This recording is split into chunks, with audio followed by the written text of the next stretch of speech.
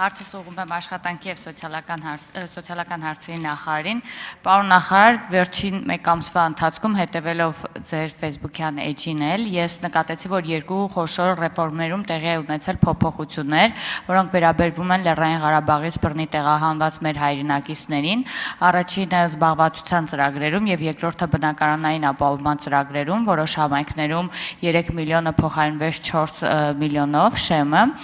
կցանկանայի, որպեսզի ներկայացնեք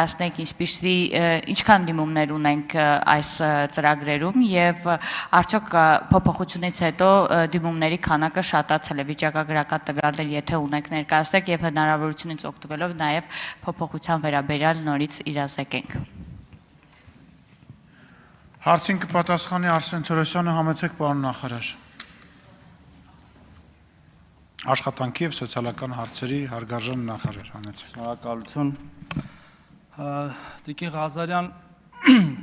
Ղարաբաղից տեղահանված մեր հայրենակիցների խնդիրներով մենք զբաղվում ենք ամենօրյա ռեժիմով և փոփոխությունները պարբերական են լինում, երբ որ մենք լսում ենք նրանց, առնչվում ենք նաև այնպիսի խնդիրների, որոնք ի սկզբանե կանխատեսելի եղած չեն լինում եւ դա մշտական բնույթ է կրում։ Ձեր մատնանշած երկու ուղղությամբ ասեմ հետեւյալը, ուրեմն մենք նախորդ տարվա վերջին ընդունել ենք Ղարաբաղից տեղահանված անձանց ինքնազբաղվածության նոր ծրագիրը, որը մինչ այդ չի եղել, որի իմաստը փոքրիկ միկրո կամ փոքրիկ ձեռնարկություններ ստեղծելն է, օգնելով այդ մեր հայրենակիցներին,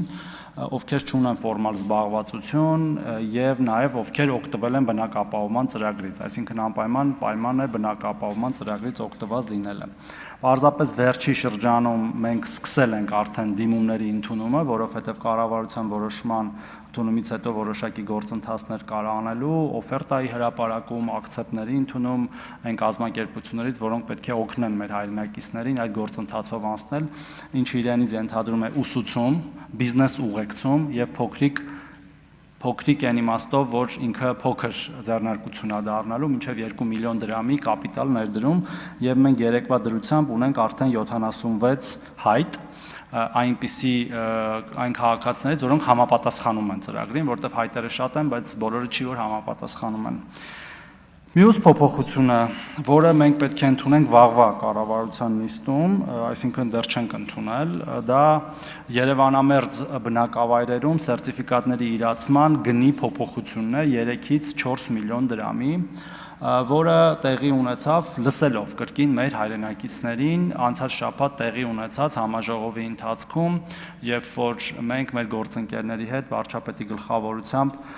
քննարկում էինք մեր հայրենակիցների հետ, թե ինչ խնդիրներ կան դաշտում, եւ խնդիրներից մեկը հենց սա էր, եւ որոշում կայացվեց այդ փոփոխությունը իրականացնել։ Փոփոխությունը կլինի վաղը եւ հետեւաբար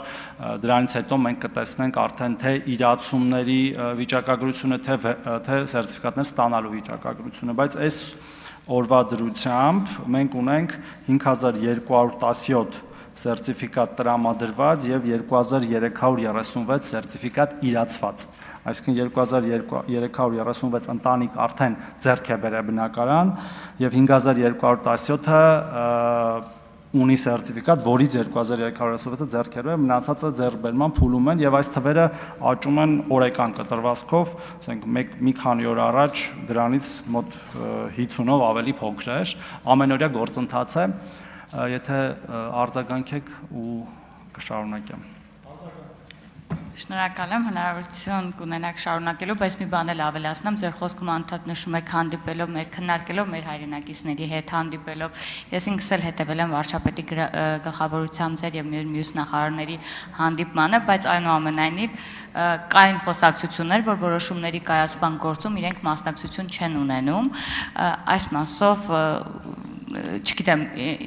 ինչ պատասխան եմ հիմա ձեզանից ակնկալում, որովհետև ձեր պատասխանում արդեն 2 անգամ ասացիք, որ պարտադիր քննարկումների արդյունքում եք հանգում որևէ փոփոխության։ Գիտեք,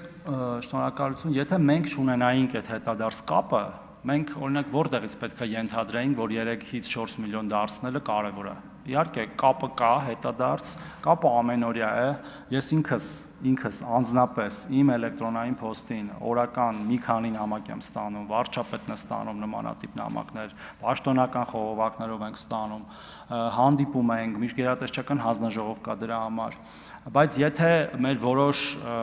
հայրենակիցներ կարծում են, որ անձամբ իրենց հետ պետք է հանդիպեինք, մենք նաև դրան ենք պատրաստ, եղել են հրապարակային հայտարարություններ, որ իրենք ուզում են հանդիպել մեր հետ, ասել ենք կա դրա համար ընթացակարգ, խնդրեմ եկեք հանդիպեք, բայց այստեղ ուրիշ ենթատեքստ կա, որ ինչ-որ պաշտոնական ներկայացուցիչների հետ են հանդիպում ուզում, որը մեր համար հասկանալի չէ, թե ինչ է նշանակում պաշտոնական ներկայացուցիչ, մեր բոլոր հայրենակիցները մեր համար հավասար են եւ բոլորի խնդիրները հավասարաչափ կարեւոր են, այդ առումով բացատրությունը դա է, բայց այո, որ եթե չլսեին եւ խնդիրները չարձանագրեին եւ որոշման մեջ վաղվա այլ փոփոխություններ էլ են լինելու, մենակ սա չի, այդ փոփոխությունները պարզապես չէին արվի, շնորհակալություն։ Հավանիր տեսանյութը եւ բաժանորդագրվիր նորությունները բաց չթողնելու համար։